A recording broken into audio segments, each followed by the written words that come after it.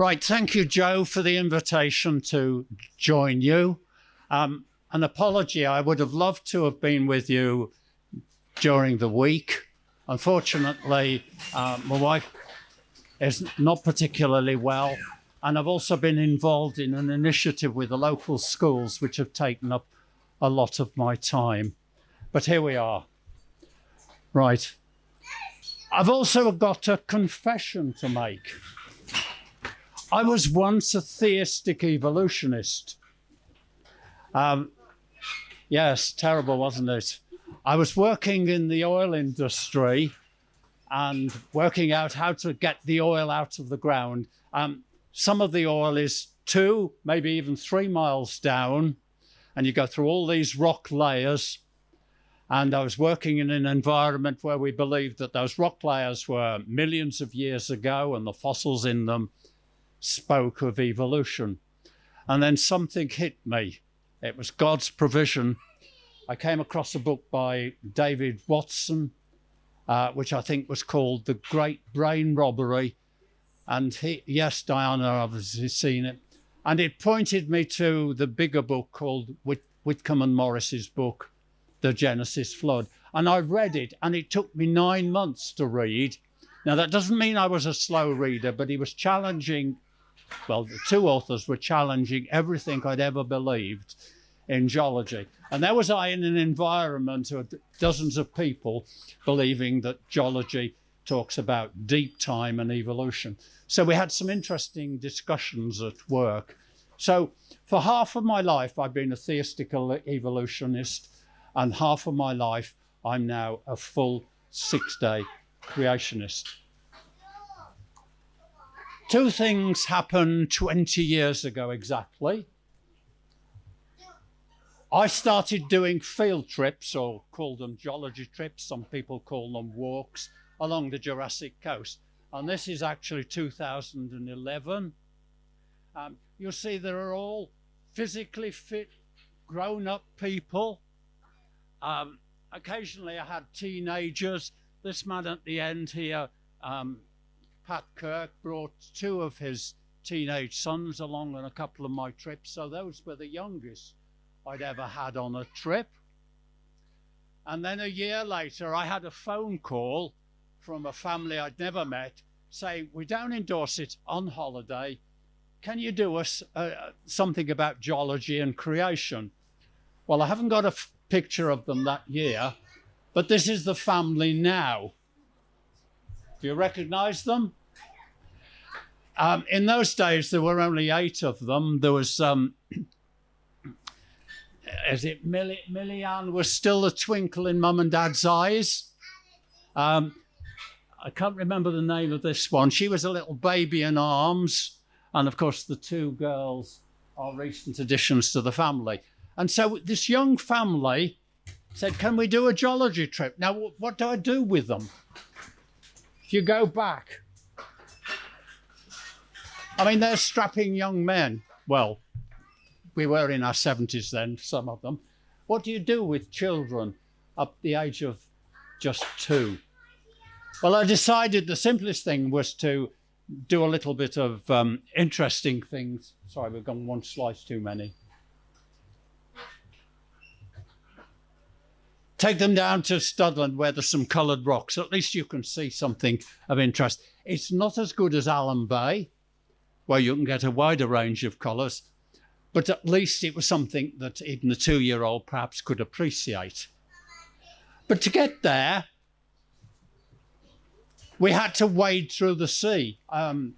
If you don't get the timing of the tides right, and remember the family just turned up and says, can we go today? Well, a different day might have been better, but we had to wade around this promontory with these young children. So it was quite an experience compared with taking adults out. But anyway, we survived and we had a good time. Now, why is the pillbox on the beach? Strange place to be, isn't it? Come on. It has fallen down, it hasn't been pushed off the cliff. The cliff has eroded away, so that the pillbox was actually on the top of the cliff. It was put there around 1942, and this is about 70 years later, and it just shows how fast the cliff is eroding. And if you work it back, about 10,000 years ago, we were joined to the Isle of Wight. Now, of course, conventional geology doesn't believe that. It's got to have millions of years since we were joined to the Isle of Wight. But it shows that this concept of deep time is actually wrong. And the pillbox is a good example of that. So what is the Jurassic Coast? Those two pictures there of the sand and the pillbox aren't actually part of the Jurassic Coast. The Jurassic Coast starts a few yards further on, but they were interesting for the children, at least. The Jurassic Coast is a flag-waving exercise aimed at drawing more visitors to that part of England that has no large towns and not much industry. The large towns over in that direction are, of course, Exeter, and in that direction are Bournemouth, Poole, and Christchurch. So I think it's a reasonable motive to say that it's a flag-waving exercise to get people interested in the place. But it also carries a sinister undercurrent. Let's just look at what it is. The true Jurassic part of the coast is the blue. It's the longest section. Cretaceous over here and Studland. Cretaceous is a word that comes from the word chalk. Over in this side, you've got Triassic, and we should have Permian on there. So here's the coast from Exmouth, all the way around Portland, over almost to Studland. And it supposedly starts at Studland, which is 65-million-year-old rock, but the pillbox says no, and it ends at Exmouth. Now, can anybody name some of these places? Old Harry Rocks, yes, I heard that one. Durdledore, Lulworth Cove, Kimmeridge and the oil wells, the Nodding Donkeys, Bridport, West Bay, Seaton, Swanage, and I think that's the opposite view of Lulworth. So lots of attractive places to see and visit. And of course to sunbathe. I don't recommend sunbathing along the edge here. People have been killed during rockfalls, sadly. It starts over in Exmouth. This is the Geo Needle. It's supposedly got rocks from each of the sections along the coast. That's my eldest son. It was taken on the day that Meghan and Harry got married. I wasn't interested, I'm sorry, in watching the programme, nor was my son, so we had a little trip out. So that's where it starts in the west. Studland is the most easterly part.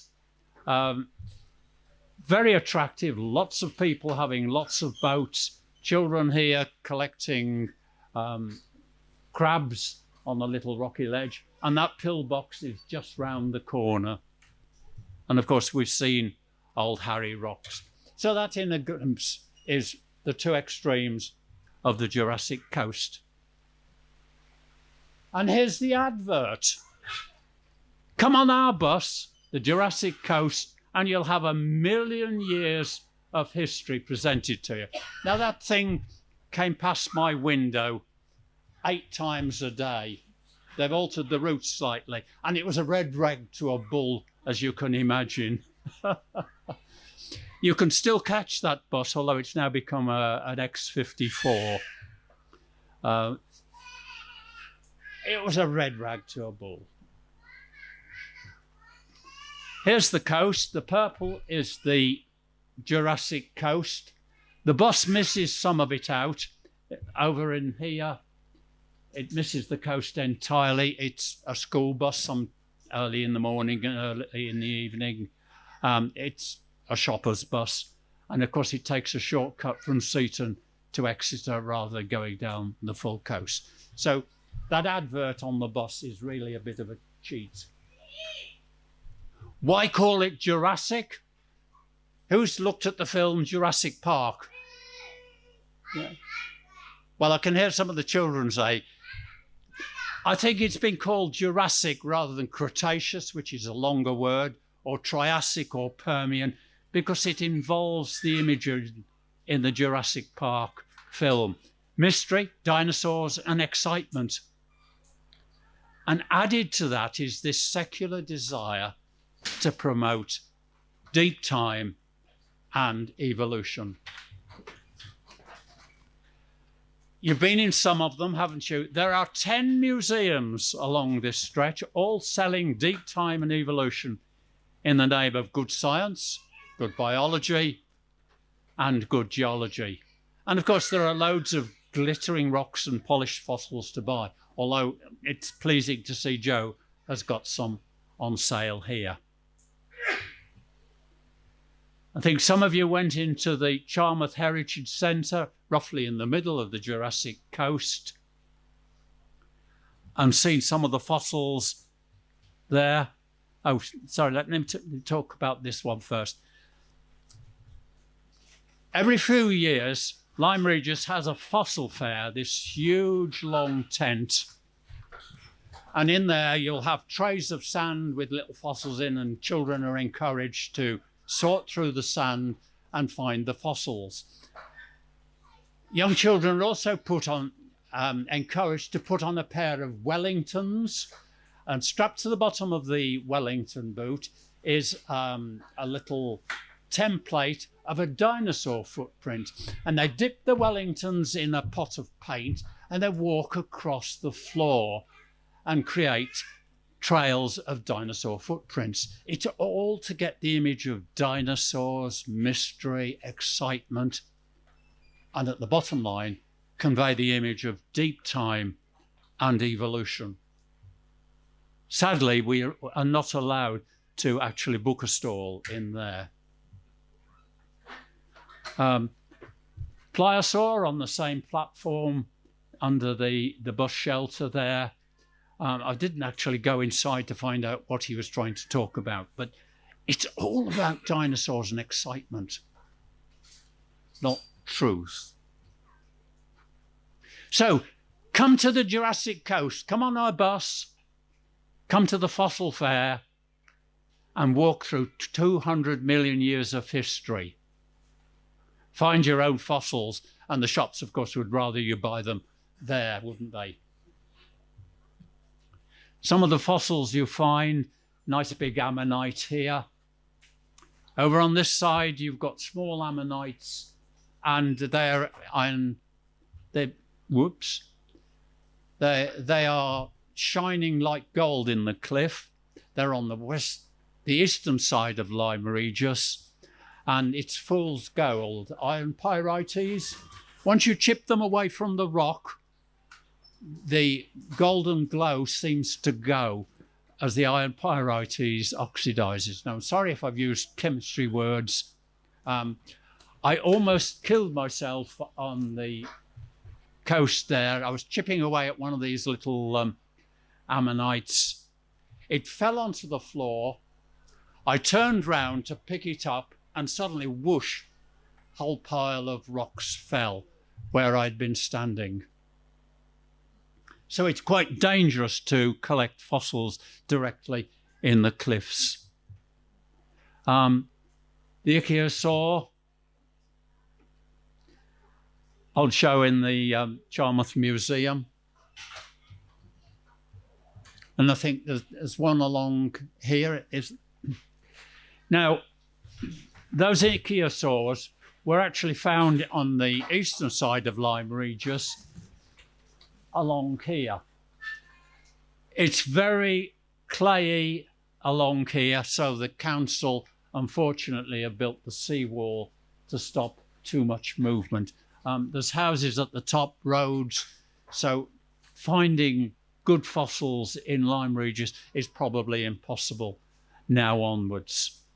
There's some little pipes here draining the area. It's a competition between getting more people coming looking for fossils and actually looking after the householders on the road up the top there. The best I've ever found is a chunk of an ammonite. I think you've all been finding belemnites. This, I'm ever so sad about this. I took a group of people down to a place called Osmington, not on your itinerary.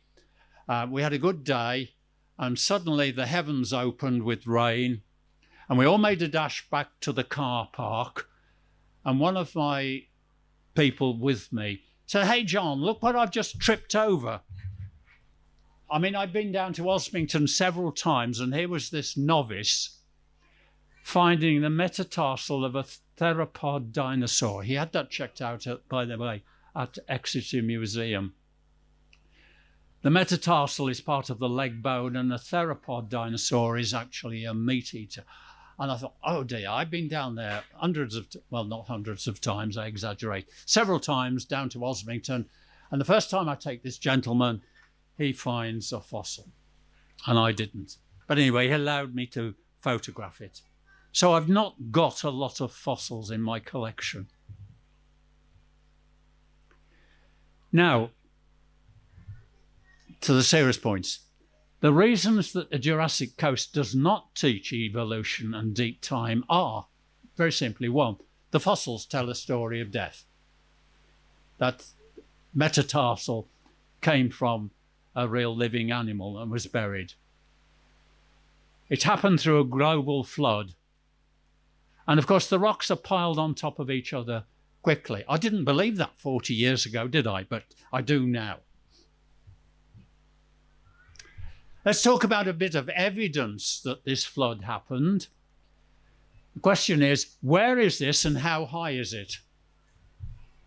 I see one hand up. It is. And the height? This is a bonus point, by the way. I've got the answer here. 8848 feet. Somebody says it's still rising slowly, so it may be another half a metre. It's about 29,000 feet, 6 miles. Now, the point about Everest, you just check where.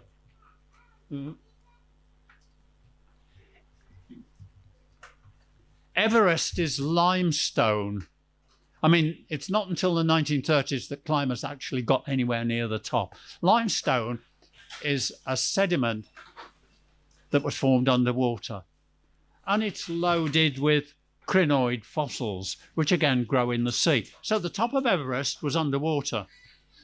So if anybody says, where's the evidence of the global flood, then Everest is part of the answer. Now, further objections, let's deal with them. Objections from unbelievers. Where did all the water come from to flood the earth? It's got to cover Mount Everest, hasn't it? Well, let me just take you through this at one time at a stage. Genesis chapter 1 and verse 7 suggests that, indicates quite strongly that God actually made the earth with pockets of water or chambers of water under the earth.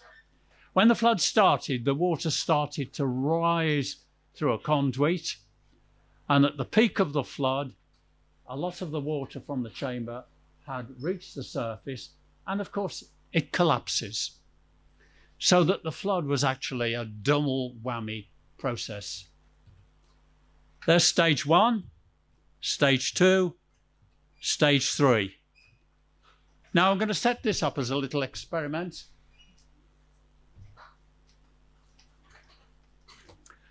I took a tall glass jar, put in a little cradle of sand there. I filled a balloon with water. You can just about see a little bit of an air bubble there. Topped it up with sand. Now that represents what I believe the Earth was like before the flood. Then I stuck a knife down to pierce the balloon. And of course the balloon burst, creating a little chamber of water.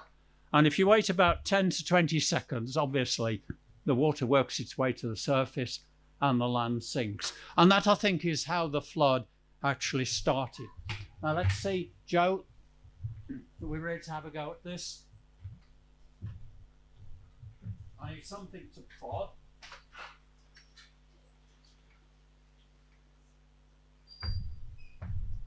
There's a balloon in there. It's purple somewhere. Can I have a volunteer to push the stick in and try and prod? Yeah, I think your hand was up first. Careful as you come up the stairs.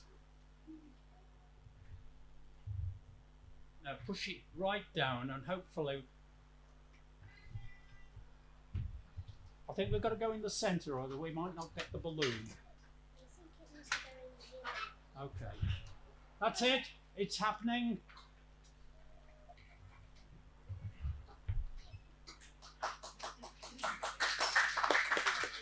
Thank you, my assistant. That, I think, is one of the ways in which the Earth was flooded. I believe there were other sources of water, but that's the easiest demonstration that I can suggest. More objections. Is there any evidence that all was underwater? Where did the water go at the end? And how fast did everything happen? Now, there's not a lot of time to cover all these points, but let's do a bit of geology. If I talk to some of my fellow geologists and ask them to turn the clock back 65 million years ago, this is the map of Ireland, England, Wales, Scotland, France, Belgium, Denmark, and Norway. And they say that we are definitely sure that all of Ireland was underwater, all of England was underwater, all of France and Belgium and Denmark were underwater.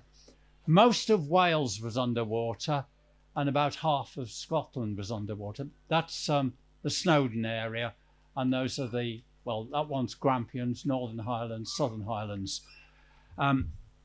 Problems in finding out what happened in Norway. There was that much activity during the Ice Age that they actually can't dig through the Ice Age deposits and confirm what was really happening in Norway. Now that's a conservative view. But others believe that the whole area was actually covered with water. Now that comes from a secular geologist. I know it's 65 million years ago, but everything is basically underwater. How did we get rid of the water? Well, you've got Isle of Man there, you've got Anglesey there, and the Earth started to dome upwards. And what that meant is the water spilled away in every direction from what is now the Irish Sea. I haven't got time to talk about Northern Ireland, but just talk about what happened down in England and Wales. Huge rivers formed as the doming took place. Normally a geologist would say, oh, it only came up a fraction of an inch a year. But I want to show that that's unreasonable. Just focusing on the bottom part, there's one of the rivers that flowed from Anglesey. You can't find it now in detail, but it was the earlier evidence of the River Trent.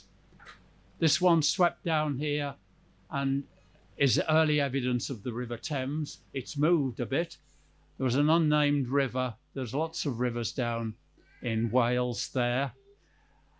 But there's one river, it doesn't seem to start there, but the water sheets were running down this direction, and there was a lot of folding in the chalk, and it just stopped the water from actually cascading further south. So we had a big solent river. Now these rivers don't exist today, but there's evidence that they did. There's one little river along here now, and it's the River Frome at Wool.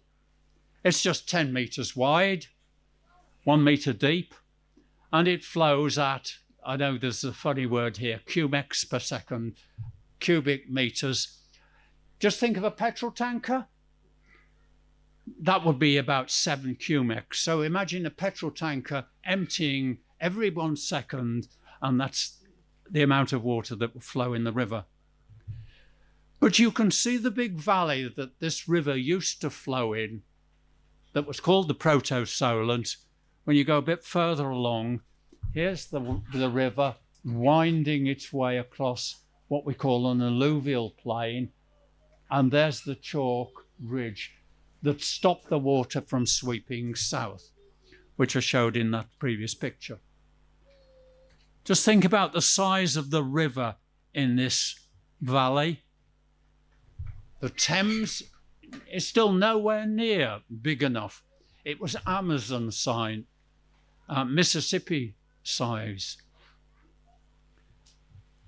And because it was so big, it tells us that the land wasn't rising at a fraction of an inch a year. It tells us that, consistent with the Bible, the land was rising in that Anglesey, Isle of Man region at anything up to 10 metres a day. And that's consistent with the story in the Bible. I mean, Noah can't wait another half a dozen years to get out of the ark. I'm sure his food would have been running out. And all we've got left of the Solent is a rapidly silting harbour. You come up to Studland here. The picture doesn't show really the fact that you're on a high here. And all you've got is that little river, Frome, trickling into the Poole harbour and leaving a lot of silt and sand. There's evidence that it happened fast. So we've explained where the water came from. Did it cover everything? Where did it go? How fast it went? So I believe that the answer is the Bible stands redeemed, certainly in respect of the flood. And the evidence is here on the Jurassic Coast. But where do we go next? And if the flood was real, then the fossils are a record of death, not evolution. The Jurassic Coast is not a flag-waving exercise saying, please come and visit us. It's very attractive. But it's God's story of judgment and salvation. And just to make you think, prayer point. Where is our museum, shop or centre, proclaiming God's truth about the flood and creation in this particularly attractive part of the world?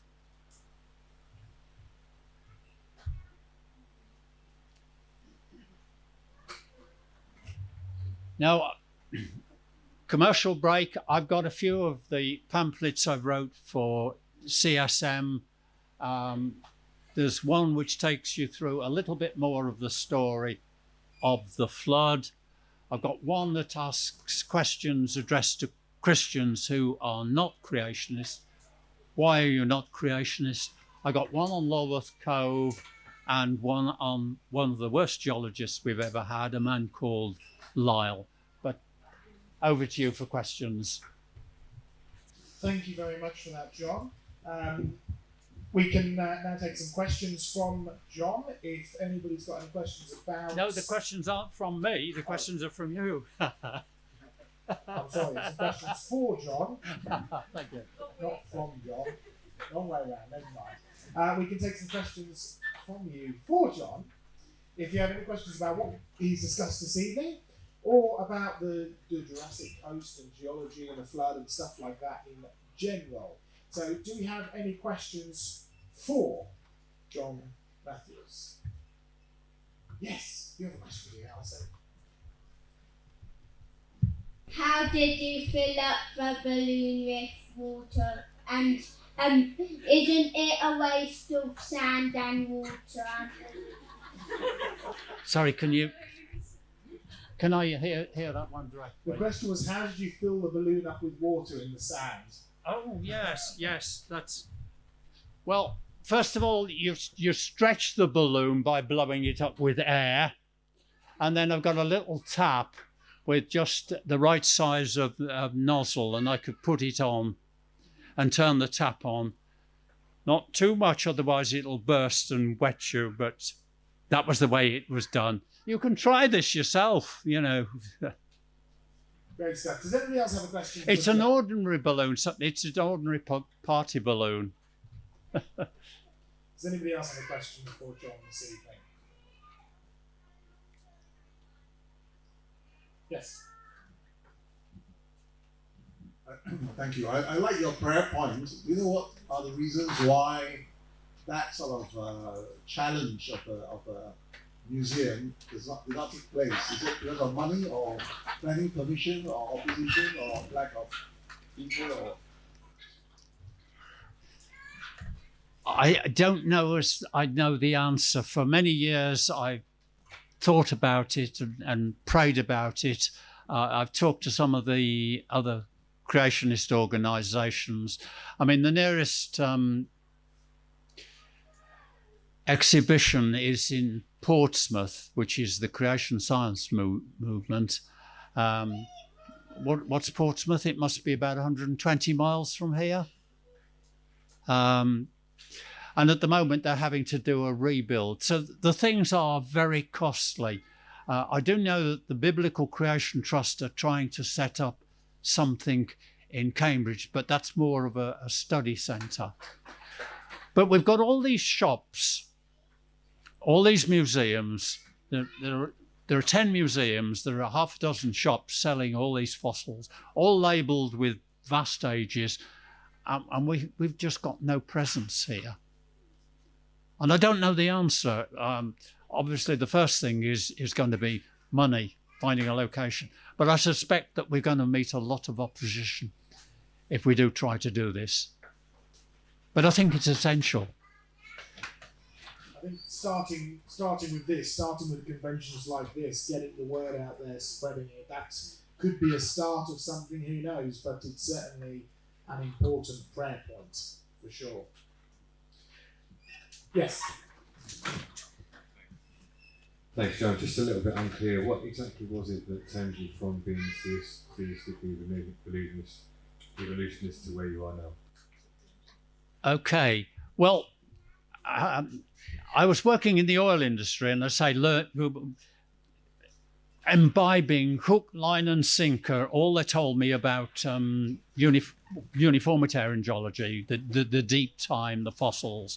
And if your oil's 2 miles down, you've got to go through a lot of different layers of rock to get there. So I was working in this environment, and I actually went one year with my family to a holiday place. I don't think they exist now, called Christian Endeavour. It was in the Snowdonia region.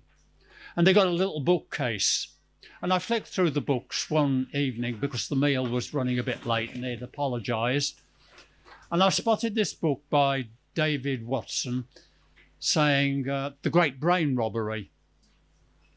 And I picked it up and flicked through it. And I thought, oh, this is a load of nonsense. This man is trying to tell us that the world is only 6 days old and there was a flood. Sorry, the world was created in 6 days and there was a flood. And I put it down. But the fact that the meal was running late, and I looked through the rest of the bookcase and couldn't find anything else to look at, I started reading it. And I found that by about page 2, it was beginning to work its Achilles, finding my Achilles heel. It was actually a reference about language and the evolution of language. And he referred to this book by Whitcomb and Morris, The Genesis Flood. And I thought, when I get home, I'll go and buy this book. I did, and as I say, it took me 9 months to read, not because I'm a slow reader, but because it was challenging everything I'd been working with for years. And at the end, I put down the book about 9 months later, and I thought, I'm a creationist. It couldn't be anything else. The book transformed everything.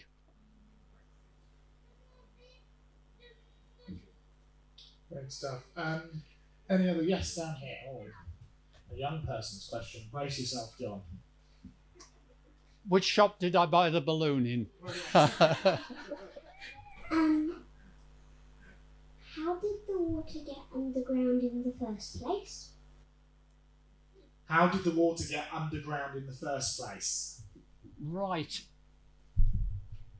I think the answer. Let me find the slide. I hope I can find the bit in the Bible firstly. I believe that this is the way God set up the earth. I think it's verse 7. And God made the firmament and separated the waters which were under the firmament from waters which were above the firmament. And it was so. I think God deliberately placed water underground. If you go to chapter 2, you'll find that there were 4 rivers that watered Eden. There's no suggestion that it was rainwater, but those 4 rivers must have been fed by springs from this, or at least one of these chambers that were under the earth. So it was actually the way God set up the earth. Firstly, to water it naturally, but when man disobeyed, he deliberately let the water out to flood the earth. Okay. Any last questions for John Matthews around here?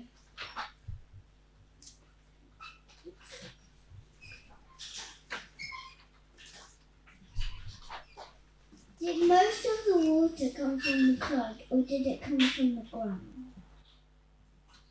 Did most of the water come from the flood, or did it come from under the ground? From the sky, from the rain. Did most of the water come from under the ground, or did most of the water come from the rain, from the skies? I think it had to be both. I don't think we know enough to say the water definitely came from that way or the other way. One of the things that we have to recognise is that this water is deep down underground, could be at over 100 degrees centigrade, 212 degrees Fahrenheit.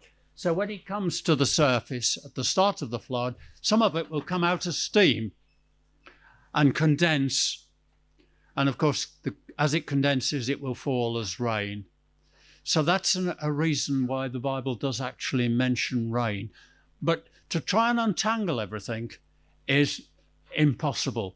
I think the final picture on the right-hand side shows the effects that part of the flood was actually the earth sinking, like it did in the demonstration, and part of it were actually some of the water coming up.